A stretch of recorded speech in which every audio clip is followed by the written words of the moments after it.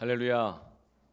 오늘 2부 예배 가운데 교회 현장 예배로 우리 베델 마을과 빈마을 그리고 가정 현장 대면 예배로 또 베델 마을과 빈마을이 함께 예배하고 있습니다. 머리 대신 예수 그리스도를 중심으로 그리스도의 몸된 교회와 각 가정이 하나님 거신 처소로 이어질지어다. 성전과 성산이 이어질지어다. 주님을 예배합니다. 아멘. 오늘 함께 말씀 읽겠습니다. 사도행전 19장 1절부터 20절까지 있는데 우리 한 절 말씀을 읽겠습니다. 사도행전 19장 20절 말씀 다 함께 한 목소리로 읽습니다. 이와 같이 주의 말씀이 힘이 있어 흥왕하여 세력을 얻으니라. 아멘. 오늘 주의 말씀이 힘있게 여러분에게 전달되기를 축복합니다. 여러분 안에 흥왕함이 있기를 축복합니다. 세력을 얻는 부흥의 역사가 가정 가운데 우리 교회 가운데 있기를 축원합니다. 사도행전 19장은 에베소 교회의 위대한 탄생의 사건과 엄청난 부흥의 역사의 사건이 일어납니다. 에베소 교회가 시작할 뿐만 아니라 주의 말씀이 힘이 있어서 흥왕하고 세력을 얻어 성장하고 자라면서 약 2년간의 그 기간 동안 엄청난 부흥의 역사가 일어납니다. 이것은 단지 가시적으로 성도들의 숫자가 늘어나고 헌금이 늘어나는 것만을 말하는 것이 아닙니다. 물론 이것도 있습니다. 지금의 이 터키 지역에 가면 에베소 교회가 있거든요. 에베소 교회를 방문했더니 그 건물이 당시에 이 교회라고는 생각할 수 없을 정도로 어마어마하게 큽니다. 그리고 그 헌금과 헌물을 보관하는 창고가 약 3층 높이 정도로 3층 건물의 크기로 지하 창고가 있을 정도로 에베소 교회는 이 2년 기간 동안 부흥하게 되어집니다. 그런데 이런 가시적인 부흥만 있는 것이 아니라 오늘 11절 말씀에 바울이 안수할 때에 놀라운 능력을 행하게 합니다. 안수할 때마다 그 손에서 정말 마치 이 능력이 나가는 것처럼 이렇게 능력의 역사가 일어납니다. 그리고 12절 말씀에는 바울의 이 손수건 혹은 앞치마, 성도들이 너무나도 빠르게 급속도로 부흥하고 늘어나니까 바울이 몸은 하나요. 일일이 만날 수도 없고 기도해 줄 수도 없고 안수해 줄 수도 없고 하니 이제는 사람들이 바울의 몸에서 손수건이나 이 앞치마는 음식할 때 쓰는 이 앞치마가 아니고 말씀을 전하는 자들이 사역자들이 입는 겉옷을 뜻합니다. 이 겉옷을 앞치마를 가져다가 병든 사람에게 얹기만 해도 그 병이 떠나고 그 질병의 원인이 되었던 악한 귀신들까지도 어둠의 영이 떠나가게 되는 이런 표적이 일어나게 되어집니다. 그리고 19절 말씀에 마술사들이 귀신을 불러들여서 병을 고치고 또 점을 봐주면서 먹고 살아갔던 것을 회개하면서 약 은 5만, 오늘날의 가치로 20억에 해당되는 그 수많은 마술책들을 다 모아서 불사릅니다. 회개합니다. 회개하면서 자신의 직업을 바꾸는 거예요. 부정하게 돈을 벌었던 것, 어둠의 영을 의지했던 것들, 이런 이 부흥의 역사가 일어납니다. 에베소 안에 육체적인 그리고 물질적인 경제적인 그리고 영적인 사회 전 영역의 변화가 일어나는 엄청난 부흥이 일어나는 사건입니다. 그래서 오늘 20절 말씀에 주의 말씀이 힘이 있어 흥왕하여 세력을 얻으니라. 주님의 말씀이 힘있게 전달되면서 병들어가던 사람들, 죽어가던 사람들, 내리막길이던 인생들, 망해가던 것들이 하나님을 거부하던 모든 어둠의 영역 가운데 눌려있던 모든 영혼들, 그런 영역들이 하나님의 통치에, 하나님의 다스림에 이 세력 안에 들어오게 되는 것입니다. 하나님의 통치의 역사가 나타나게 되는 것입니다. 에베소의 이 부흥이 저와 여러분의 부흥이 되기를 축복합니다. 에베소 교회의 부흥이 복음의 빛 동산교회 부흥이 되기를 축복합니다. 여러분, 이 말씀의 세력 안에 들어가십시오. 하나님의 뜻대로 살기를 원하고 하나님의 뜻이 이루어지기를 원하는 그 말씀의 세력 안에, 영적 세력 안에, 부흥의 세력 안에 들어가기를 축원합니다. 그래서 하나님의 소유된 그 백성이 되시기를 축복합니다. 어떻게 하면 이런 이 부흥의 역사가 나의 역사가 될 것인가? 첫째로 따라합시다. 예배를 전달하라. 에베소에 이렇게 엄청난 부흥이 일어난 지 약 10년 정도가 지나고 난 다음에 바울이 이 부흥의 현장에, 이 에베소 교회에 갈 수 없는 상황이 발생합니다. 에베소 교회에 갈 수도 없고 에베소 교회 성도들이 찾아올 수도 없습니다. 만날 수 없습니다.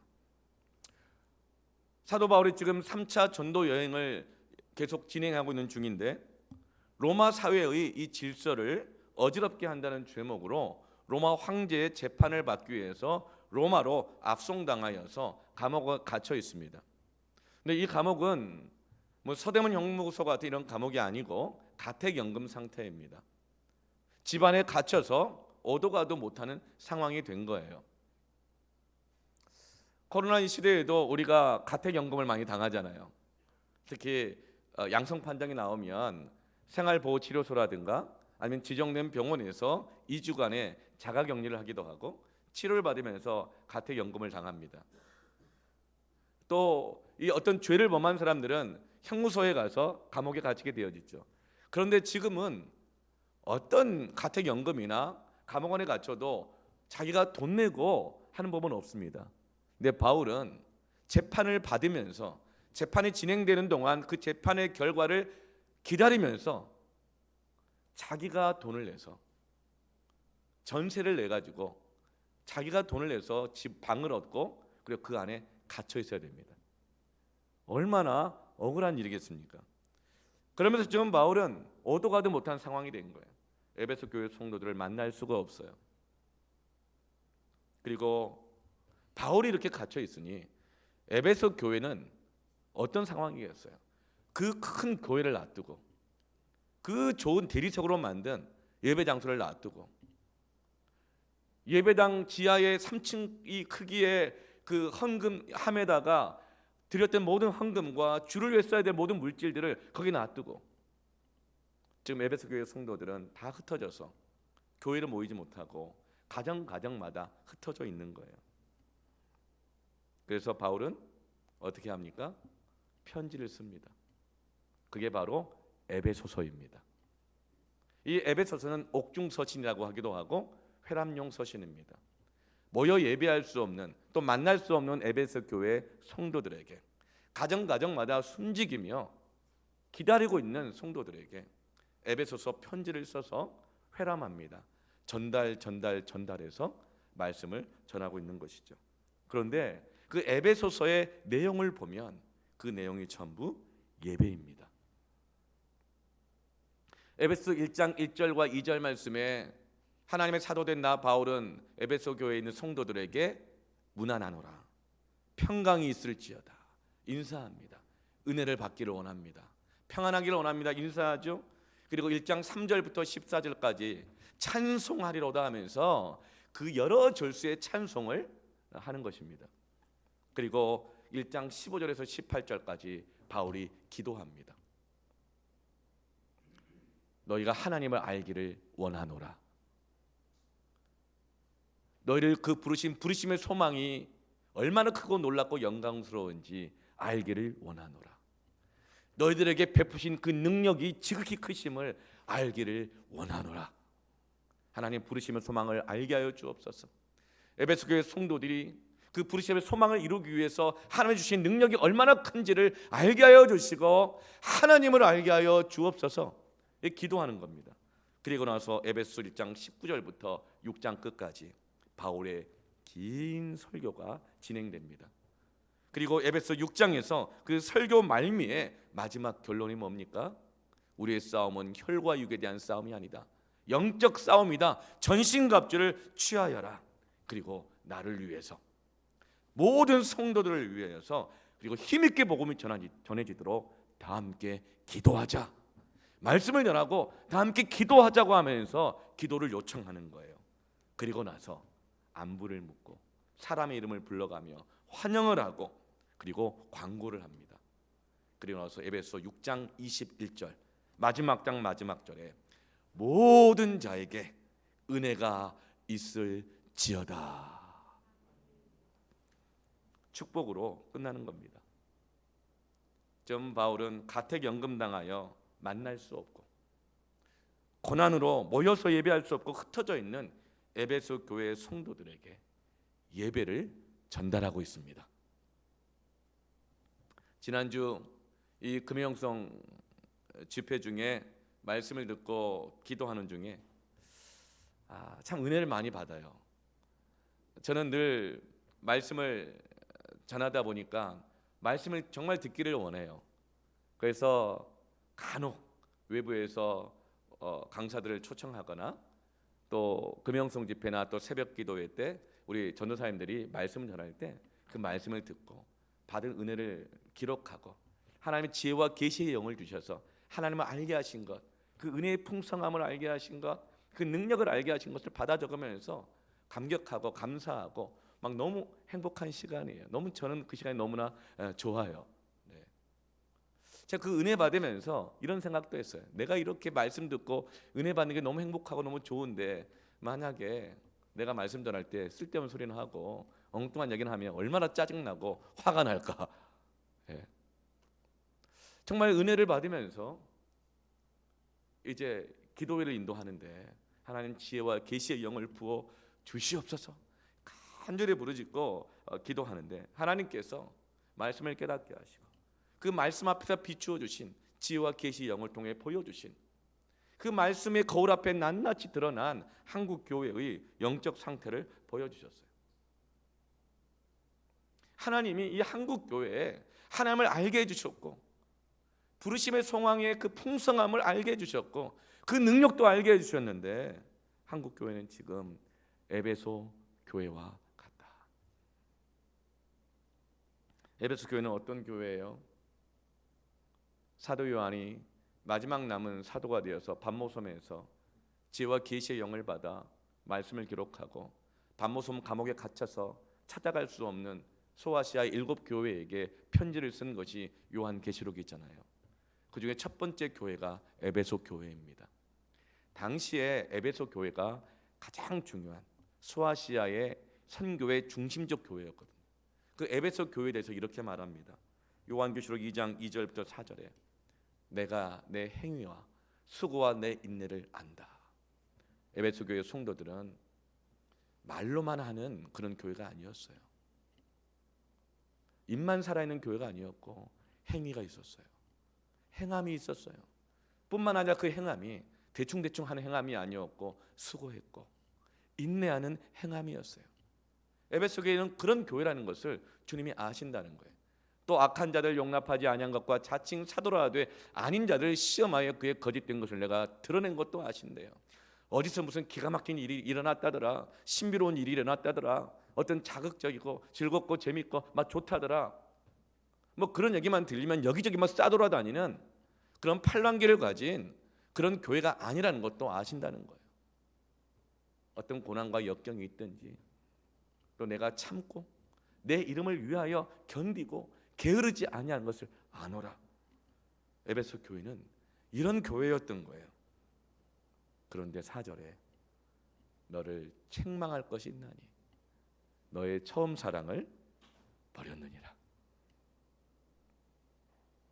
하나님께서 지혜와 계시의 영을 구하는 가운데 하나님 말씀 앞에 비추어진 한국 교회의 모습이 에베소 교회와 같다는 거예요. 여러분, 한국 교회가 어떤 교회입니까? 복음 모르고 살던 이 어둠의 땅에 하나님 200년 전에 선교사를 보내어 주시고 선교사들 수많은 피 뿌리는 순교의 복음을 통해서 결국 그 복음의 씨앗이 자라면서 1907년 평양 대부흥 장대현 교회에서 부흥 사경회를 한다고 하니까 저기 부산에서부터 그 부흥 사경에 참여하려고 말씀 듣고 은혜 받기 위해서 온 가족들이 가장이 쌀가마 하나를 짊어지고 올라오면서 한 달 동안 걸어 올라오면서 밥을 해먹어가면서 참석했어요. 지금처럼 예배 드리러 오는데 버스를 2번 탄다, 3번 탄다, 뭐 이 정도도 아니에요. 셔틀이 있냐 없냐, 집 앞까지 와주냐, 어디까지 걸어가야 되느냐, 뭐 이 정도가 아니에요. 말씀을 듣고 은혜를 받기 위해서 한 달 동안 걸어서 밥 해먹으면서, 교회 가서 밥을 해주는데 짜네 싱겁네 반찬이 뭐네, 이게 아니고 직접 밥을 해먹어가면서 가족들을 데리고 평양 부흥사경에 참석하면서 성령이 임하고 말씀이 힘이 있어 흥왕하여 세력을 얻으니라. 놀라운 부흥의 땅이었던 거예요. 그러면서 1919년에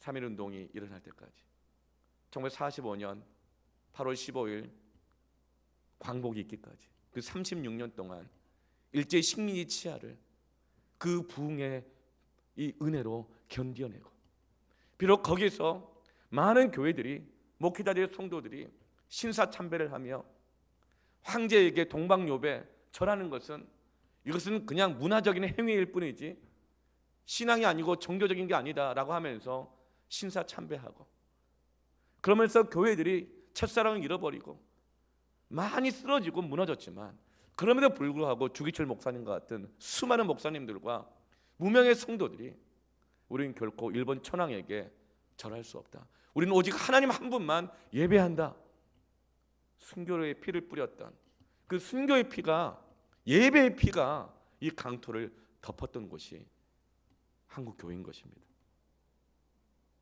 그리고 한국 전쟁 6.25가 일어났을 때 나무로 피난길을 가면서도 언제 폭격이 쏟아질지 모르는데도 학교와 예배당의 문만은 닫지 않는다. 피난길 속에서도 미루나무 밑에서 선생님들이 칠판 하나 걸어놓고 호명하면 대답하고 받아쓰고, 공책이 없으니 땅바닥을 공책 삼아 나뭇가지로 받아 써가면서 학교의 문만은 닫아서는 안 된다. 그리고 주일에는 예배당의 문은 닫아서는 안 된다. 가는 곳이 어디든지 사과개짝 하나 올려놓고 강대상 삼아 그 앞에 성도들이 맨바닥에 앉아서 찬송하고 말씀 듣고 기도하며 주일학교를 열고, 여러분 이것이 한국교회였습니다. 하나님은 그것을 아십니다. 그리고 한국의 70년 80년대 부흥의 시기 때 기도와 말씀, 예배의 열정으로 가득했던 나라, 그래서 세계 50대 이 교회 가운데 1번부터 24위까지의 교회가 이 한반도에, 남한 땅에 가득한 나라, 그게 한국 교회예요. 인구 대비 세계 선교사를 가장 많이 파송한 나라, 이게 한국 교회예요. 교회마다 영적인 전설들이 많았어요. 기도의 전설들, 장로님, 권사님, 집사님들, 구역장, 셀리더, 섬김이, 수많은 기도의 영적 레전드들, 예배의 열심 분자들, 헌신의 대명사들이 가득했습니다. 그런 하나님이 말씀하시더라고요. 그러나 처음 사랑을 버렸느니라. 우리의 처음 사랑이 뭐예요? 예배드리기 위해서 한 달을 걸어왔다. 그 처음 사랑을 버렸느니라. 코로나 팬데믹 지난 1년 8개월 동안 한국 교회가 많이 지쳐 있는 것 같아요. 성도들도 많이 지쳐 있어요. 어제는 자영업자들이 그 장대비를 맞아가면서 광화문에서 걷기 시위를 하고, 어떤 이 자영업자는 목 놓아 울면서 부르짖더라고요. 제발 가게의 문을 열어주세요. 악의 문을 열어주세요. 전 그걸 보면서 주님 제발 예배의 문을 열어주세요. 예배의 문을 열어주세요. 많이 지쳐 있어요. 코로나 쓰나미가 휩쓸고 간 가정, 학교, 사업장, 교회, 지금 성도들의 영적 상황이 어떠할까? 하나님 말씀하시는 거예요. 에베소 교회와 같다. 지난 1년 8개월 동안 참고 견디고 수고하며 애써왔는데 교회는 떠나지 않았는데 예배는 떠난 것이 아닌가? 헌금은 하는데 예배는 떠나가고 있는 것 아닌가? 참고 인내하고 버틴 거 다 아는데 그건 혹시 예배를 버린 것은 아닌가? 처음 사랑을 잃어버린 것은 아닌가? 여러분, 성령이 말할 수 없는 이 탄식이 한국 교회만의 것일까요?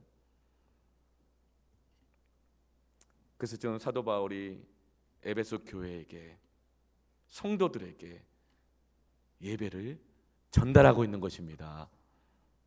그리고 마지막에 6장에 뭘 권면해요? 에베소 6장 10절 12절의 끝으로 너희가 주 안에서와 그 힘의 능력으로 강건해져야 된다. 주의 말씀을 힘있게 받아야 된다. 11절에 마귀의 관계를 능히 대적하기 위하여 하나님의 전신갑주를 입으라. 우리의 싸움은 씨름은 혈과 육을 대한 것이 아니요 통치자들과 권세들과 이 어둠의 세상 주관자들과 하늘에 있는 악의 영들을 상대하는 것이다. 우리의 싸움은 혈과 육에 대한 싸움이 아니다. 통치자들, 하나님을 거역하고 반대하는 통치자들, 권세들, 그리고 이 어둠의 세상 주관자들, 배후에서 역사하고 있는 악의 영들을 상대하는 싸움이다. 싸워라. 70년의 포로기를 마치고 70년 동안 성전 잃어버리고 예배 잃어버리고 포로 생활하던 바벨론의 페르시아의 그 세상 주관자들 앞에 눌려 살던 이스라엘 백성들이 다시금 잃어버린 성전을 재건하고 회복하기 위하여서 포로 1차, 2차, 3차 귀환과 느헤미야를 통해서 다시금 벽돌을 날라가며 한 손에는 병기를 들고 한 손에는 연장을 들면서 성전을 재건할 때 이스라엘 백성들과 민장들에게 이렇게 선포합니다. 느헤미야서 4장 14절에 너희는 그들을 두려워하지 말고 지극히 크시고 두려우신 주를 기억하고 너희 형제와 자녀와 아내와 집을 위하여 싸우라 하였느니라. 우리의 싸움은 혈과 육에 대한 싸움이 아닌 것입니다. 우리는 성전을 재건하고 교회를 지키고 예배를 지키기 위해서 여러분 예배를 벽돌 나르듯이 전달하시길 바랍니다. 예배를 전달하십시오. 우리의 예배는 결코 빼앗길 수도 없고 막을 수도 없습니다. 우리가 예배를 포기하지 않는 한 예배는 빼앗으려고 한다고 해서 빼앗기는 것이 아닌 것입니다. 여러분 예배를 전달하십시오. 우리는 촛불을 들고 광화문에 가서 시위를 하는 것이 아니라 우리의 싸움은 예배의 자리에서, 예배의 자리로 교회 현장에서, 가정에서, 모든 곳에서 예배를 전달하고 전달받은 그 예배의 불을 켜는 것이 우리의 싸움인 것입니다. 너희 형제와 자녀와 아내와 집을 위하여 싸우라. 이것이 바로 하나님을 부정하는 통치자들, 권세들, 이 어둠의 세상 주관자들과 배후에서 역사하고 조종하는 하늘의 악의 영들을 상대하는 영적 싸움입니다. 여러분 예배를 빼앗기지 마시고 예배를 전달하십시오. 우리는 결코 하나님을 부정하는 이 세상 주관자들에게 침묵하지 않습니다. 우리는 예배로 싸우는 것입니다. 내게 주어진 자리가 어느 자리든지 예배하십시오. 어느 곳이든지 예배를 전달하십시오. 불의의 불법에 침묵하지 마십시오. 여러분 지금 어떤 상황입니까? 어제 사립학교법 개정안이 교육위에서 국회 교육위에서 통과됐어요. 사립학교법이 어떻게 개정됩니까? 앞으로 신입 교사를 뽑을 때는 그 사립학교에서 교사를 뽑는 것이 아니라 시도 교육감이 강제적으로 시험을 봐서 뽑게 한다는 거예요. 이제 한국 교회는 기독교 학교를 하더라도 성경 교육, 채플 예배, 교회 학교 안에서 기도하는 것이나 어떤 종교적 모임 자체가 다 금지당했습니다. 기독교 사립학교조차도. 그러나 이제는 인사권까지도 시도 교육감이 원하는, 정부가 원하는 그런 교사를 뽑을 수 있는 권한을 시도 교육감에게 준다는 거예요. 인사권까지 다. 여러분, 그렇게 될 때 여러분, 한국 이 교회가, 기독교가, 기독교 학교들이 어떻게 되겠습니까? 너무 두려운 마음이 많이 들어요. 뿐만 아니라 차별금지법이 계속 저항에 부딪히니까 이제는 평등법이라는 이름으로 바꿔서 여성가족위원회, 여가부 가족위원회에서 24명의 이 10명의 이 국회의원들을 위해서 이것이 제안됐고, 이제 24명의 이 위원들이 이들 본안에 상정했습니다. 근데 24명의 이 국회의원들 중에서 22명이 이것을 다 찬성하는 이런 이 국회의원들이에요. 여러분, 우리는 어떻게 합니까? 주님, 이 땅의 황무함을 보시옵소서. 우리는 예배하며 기도하며 싸우는 것입니다. 예배를 전달하십시오. 둘째로 따라합시다. 성령을 구하라. 여러분, 부흥의 서막은 어떻게 시작됩니까? 오늘 1절 말씀에 바울이 에베소에 어떤 제자들을 만나면서 시작됩니다. 바울이 그 제자들에게 묻습니다. 2절 말씀에 이르되 너희가 믿을 때에 성령을 받았느냐? 그러자 그 제자들이 대답합니다. 아니라 우리는 성령이 계심도 듣지 못하였노라. 이 어떤 제자들은 바로 아볼로의 제자들입니다. 그 스승의 그 제자들인 것이죠. 그리고 이들은 아볼로의 제자들일 뿐만 아니라 성령을 모르는 사람들입니다. 아볼로는 어떤 사람이죠? 사도행전 18장 24절에 아볼로는 알렉산드리아에서 태어났습니다. 이 알렉산드리아는 학문의 도시입니다. 사도행전 18장 24절에 학문의 도시입니다. 여기에는 위대한 플라톤이라는 철학자가 만든 아카데미아라고 만드는 학문의 이 본산이 있습니다. 대학이 있는 거죠. 그래서 아볼로는 어려서부터 여기서 이렇게 배웠기 때문에 언변이 좋고 성경에 능통한 사람이었습니다. 지식으로나 학벌로 따져보면 바울과 비교했을 때 전혀 부족함이 없는 사람이에요. 근데 바울이 볼 때 이들이 아볼로의 제자들인데 이들을 통해서 듣는 말씀, 성경을 들어보니 힘이 없는 거예요. 세력이 없는 거예요. 능력이 없는 거예요. 그래서 물어봐요. 너희가 믿을 때 성령을 받았느냐? 사도 바울은 뭘 묻습니까? 사도 바울은 아볼로와 비견해서 지식과 학벌로 경쟁하거나 비교하지 않습니다. 학벌을 묻지 않아요. 학벌 얘기는 아예 안 해요. 연대가 위냐 고대가 위냐 이거 안 따져요. 아볼로의 학벌이 위냐 내 학벌이 더 낫냐 이거 안 따져요. 비교 안 해요. 하버드냐 예일이냐 삼성이냐 LG냐 어느 학교 나왔냐 전공이 뭐냐 학위가 뭐냐 너의 경력이 뭐냐 이런 거 묻지 않아요. 다만 한 가지를 묻습니다. 너희가 믿을 때에 성령을 받았느냐? 말씀은 살아있고 운동력이 있거든요.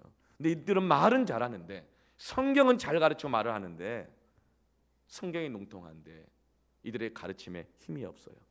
능력이 없어요. 예수를 오래 믿었지만 성경을 농통한데 성령을 몰라요.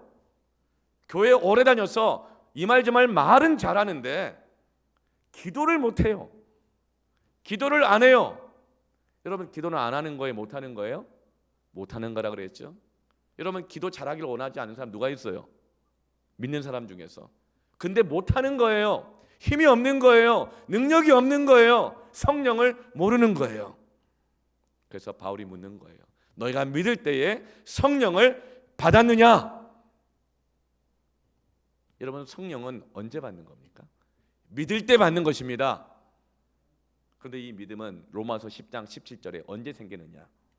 믿음은 들음에서 나며 들음은 그리스도의 말씀으로 말미암느니라. 말씀을 들을 때 믿음이 생기는 거예요. 말씀을 들을 때 믿음의 역사가 나타나는데 그 믿음의 역사가 바로 성령을 받는 것입니다. 성령은 말씀을 듣고 그 말씀 붙잡고 기도할 때, 예배할 때 받는 것이 성령입니다. 그런데 아볼로의 제자들은 웬일로 말씀을 많이 들었는데 성경에 능통할 정도가 되었는데도 불구하고 성령을 모르는 거예요. 그래서 이상해서 물어보는 거 아니에요. 너희 믿을 때에 성령을 받았냐고. 여러분, 기독교는 이론이 아닙니다. 믿음은 이론이 아니에요. 믿을 때 성령을 받았느냐? 믿는 것은 성령을 받는 것입니다. 믿는 것은 이론이 아니에요. 믿는 것은 성령을 만나는 것입니다. 믿는 것은 성령을 영접하는 것입니다. 믿는 것은 성령님과 동행하는 것입니다. 성령님은 인격이기 때문에 성령을 받기 위해서는, 성령을 만나기 위해서는 사모해야 합니다. 성령을 사모하십시오.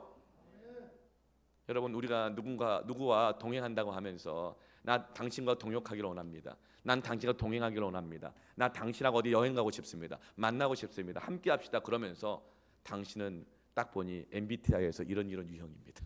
당신 이런 기질입니다. 당신 다 좋은데 이게 문제네요. 이것만 고치면 됩니다.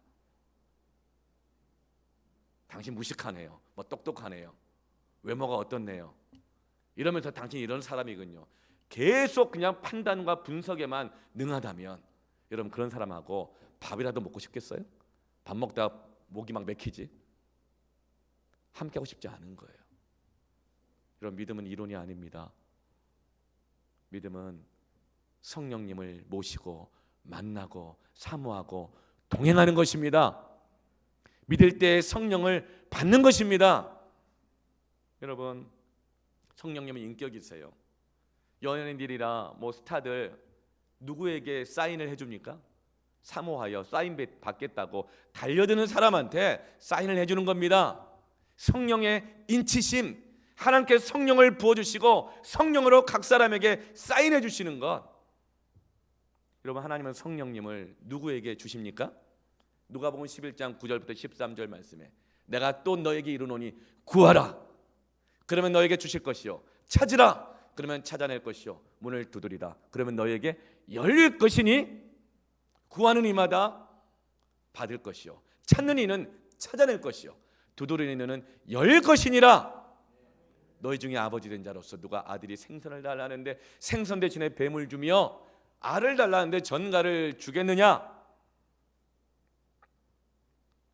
너희가 악할지라도 좋은 것을 자식에게 줄 줄 알거든 하물며 너희 하늘 아버지께서 구하는 자에게 성령을 주시지 않겠느냐 하시니라. 주님은 말씀하십니다. 구하라, 두드려라, 찾아라. 이것은 부자 되길 구해라, 돈을 구해라, 진로 자식들 좋은 대학 가게 문 좀 열어달라. 이거 구하고 찾고 두드리라는 것이 아니에요. 너희들에게 필요한 것이 무엇인지 안다. 너희들에게 필요한 것이 무엇인지 안다. 악한 아버지라도 어리석은 아버지라도 자식에게 필요한 것을 줄 줄 알거든 하물며 하늘에서 계시는 너희 아버지께서 너희들에게 정말 필요한 학벌도 아니요 경력도 아니요 언변도 아니요 능력도 아니요 외모도 아니요 돈도 아니요 너를 힘있게 하고 흥왕하게 하고 세력을 얻게 하는 그 성령님을 주시지 않겠느냐. 그러므로 구하라, 두드려라, 찾아라. 그러면 모든 영역들이, 육체적인 영역, 물질적인 영역, 사회의 모든 영역들이 힘이 있게 되어지고 흥왕하게 되어지고 세력을 얻게 될 것이다. 성령을 구하십시오. 성령을 찾으십시오. 하늘의 문을 두드리십시오.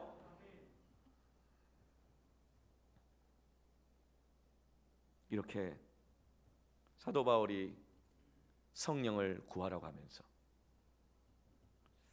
6절 말씀에 바울이 이 12명의 제자들에게 성령의 이 세례를 구하면서 안수하며 기도할 때에 이들에게 성령이 임하는 것입니다. 만나는 것입니다. 그러면서 방언도 하고 예언도 하는 거예요. 여러분, 바울이 안수하며 기도했다 그랬잖아요. 여러분, 누가 안수 받아요? 누가 안수 받아요? 코로나 이전에 기도회 하다가 안수 받아 나오라 그러면 끝까지 안 나오는 분들이 있어요. 뭐 급하지 않아서 그럴 수도 있고, 아무 문제 없을 수도 있고, 아니면 하나님이 직접 이미 임재하셨기 때문에 그럴 수도 있겠는데, 누가 안수 받아요? 누가 머리를 내밀고 안수를 받아요? 사모한 사람이 받아요.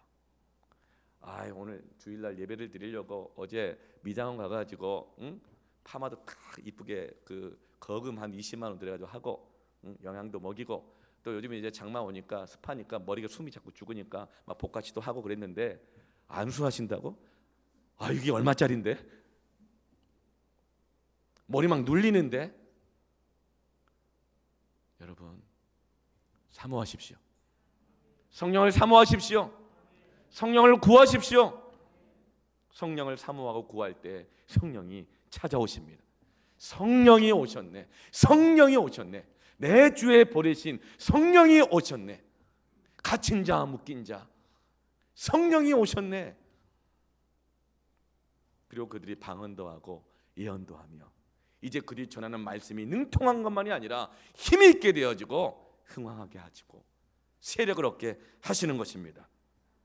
그래서 이 12명의 이제 안수받은, 성령의 안수받은 이 12명의 제자들이 세워지면서 그때 에베소 교회가 교회라고 불리는 조직 교회로서 탄생하게 되는 것입니다.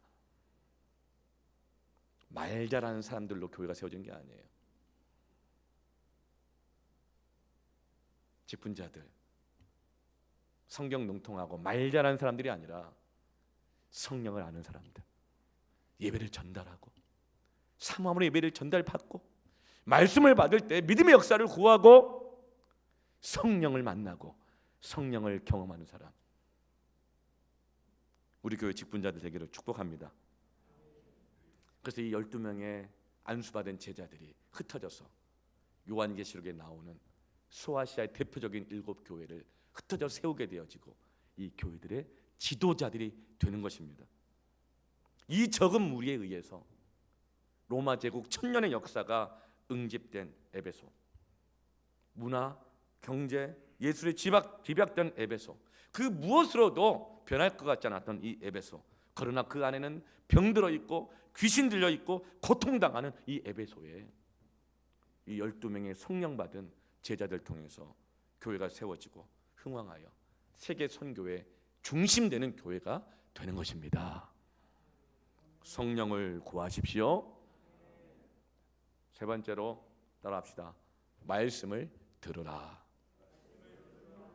에베소 12명의 제자들이 바울에게 안수를 받고 성령을 받고 8절 말씀에 바울이 회당에 들어가 석 달 동안 담대히 하나님 나라에 관하여 강론하며 권면했습니다. 그러자 여러분, 어떤 일이 일어날까요? 9절 말씀을 보면 사람들이 마음이 굳어져요. 성령이 역사하면서 하나님의 말씀이 세력을 얻으면서 전해지는데 어떤 사람들 마음이 오히려 굳어져요. 순종하지 않아요. 거절해요.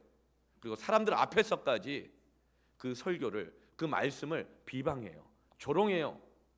그러면서 더 이상 회당에서 말씀을 전하지 못하도록, 회당에서 예배를 드리지 못하도록 쫓아내요. 그래서 이들이 어때요? 포기해요? 비방이 멈출 때까지 그냥 기다려요? 그렇지 않아요. 두란노 서원을 빌려서 돈을 주고 빌려서 거기서 이제는 날마다 강론합니다. 지금 하나님의 나라와 그리고 에베소를 지배하고 있었던 어둠의 영들과 주관자들의 이 나라가 꽝 하고 충돌하고 있는 것입니다. 그러면서 비방이 오고 회당에서 모이지 못하게 하고 말씀을 전하지 못하게 하는 것이죠. 그때 바울과 이 12명의 제자들은 비방이 멈출 때까지 이 또한 지나가리라면서 그냥 기다리고 있지 않아요. 두란노 서원을 빌립니다. 그리고 이제는 아예 날마다 강론합니다. 날마다 말씀을 듣습니다.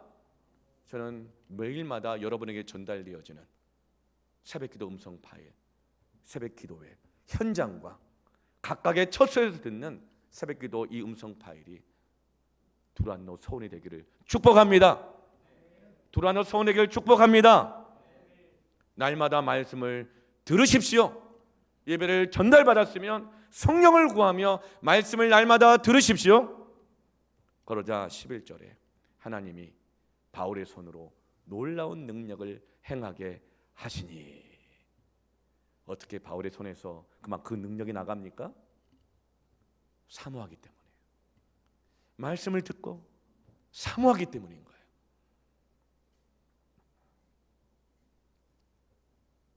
이 절 말씀에 너희가 믿을 때 성령을 받았느냐. 그 믿음은 뭐예요? 로마서 10장 17절에 믿음은 들음에서 나며 들음은 그리스도의 말씀으로 말미암았느니라. 말씀을 들으세요. 성령을 구하세요. 믿을 때 성령을 받는 것입니다. 사랑하는 성도 여러분, 예배를 전달 받으셨죠? 예배를 전달하세요. 말씀을 들으세요. 아무리 비방하고 모이지 못하게 해도 우리는 예배합니다. 날마다 말씀을 듣습니다. 말씀과 성령이 만나면, 영과 진리로 예배하면 부흥의 폭발적 역사가 일어나는 것입니다. 어떤 역사까지 일어나요? 12절 말씀에 이르되 심지어, 그러니까 이 사도행전을 기록한 누가가 너무나도 예외적이고 생각지도 못한 일이 일어나니까 심지어란 말을 쓰는 거예요. 심지어 사람들이 바울의 몸에서 손수건이나 앞치마를 가져다가 병든 사람에게 얹기만 해도 그 병에 떠나고 악귀가 나가더라는 거예요. 이게 무슨 역사예요? 비대면의 역사인 것입니다. 비대면의 역사인 것입니다. 예배는 비대면 예배란 말은 없는 말이에요. 모든 예배는 하나님을 대면하는 것입니다. 이 산도 아니요 저 산도 아니요, 가정이든 현장 교회든 어느 곳에 있든지 간에 비대면 예배는 마귀가 만들어내는 거짓말입니다. 예배를 잃어버리게 하는 무가치하게 만드는 속임수입니다. 모든 예배는 대면하는 것입니다. 성령님을 만나는 것입니다. 내가 말씀을 받는 것입니다. 하나님을 바라보는 것입니다. 그렇게 하나님을 대면하여 예배할 때에, 말씀을 들을 때에 비대면의 역사가 일어나는 것입니다. 만나지 못해도, 만지지 못해도 바울의 손수건만 가져다가, 앞치마만 가져다가 얹어도 병이 고침을 받고 귀신이 떠날지어다. 오늘 어쩔 수 없이 게을러서도 아니고 사모함도 없어서도 아니고 귀찮아서도 아니고 여기가 좋사오니 그것도 아니고 사모하지만 은혜를 구하지만 올 수 없어서 온라인으로 예배하고 있는 성도들의 가정마다 오늘 제가 여러분 손 한번 못 잡아보고 안수도 할 수 없고 안아볼 수도 없는 여러분에게 이 비대면의 역사가 일어날지어다. 일어날지어다. 온라인을 통하여서 모든 라인으로, 온라인으로 하나님의 말씀이 힘이 있고 흥왕하여 세력을 얻어서 하나님의 통치 안에서 모든 어둠의 영들은 떠나갈지어다. 마음과 생각을 우울하게 하고 괴롭게 하고 더럽게 하고 하는 모든 악한 귀신들은 떠나갈지어다. 여러분의 몸에 병든 것들, 생기를 잃어버린 것들, 두렵게 하는 육신의 연약함들 고침을 받을지어다. 성령의 역사는 비대면의 역사를 일으키는 것입니다. 그래서 사람이 아니요 하나님의 은혜인 것, 하나님은 어디나 살아계시는구나, 이것이 성령의 역사요 부흥의 역사입니다. 부흥을 사모하십시오. 그런데 이런 개별적인 비대면의 역사가 어디까지 일어나요? 마술사들에게까지 확대됩니다. 이 마술사들은 무슨 카드 같은 거 뭐 마술 비둘기 나오게 하고 이런 마술이 아니에요. 실제로 영매들을 통해서 어둠의 영들을 불러내 가지고 그 어둠의 영들을 통해서 질병을 고치기도 하고 점을 쳐서 돈 버는 방법도 알려주고 그런 흑마술을 하는 이런 마술사들입니다. 그런데 이들이 어때요? 회개하게 되어집니다. 그리고 은 5만이나 되는 자기 생계 수단이 되는 마술책들을 다 불태우는 사회 전체에 성령의 역사가 확산되는 거예요. 여러분, 예배는 무엇입니까? 영적인 성령의 와이파이 지역입니다. 할렐루야. 성전과 성산이 연결됩니다. 교회와 가정이 말씀과 기도와 예배로 연결되는 것입니다. 성령의 와이파이, 예배의 세력 안으로 들어오십시오. 하나님의 능력을 다운로드 받으십시오.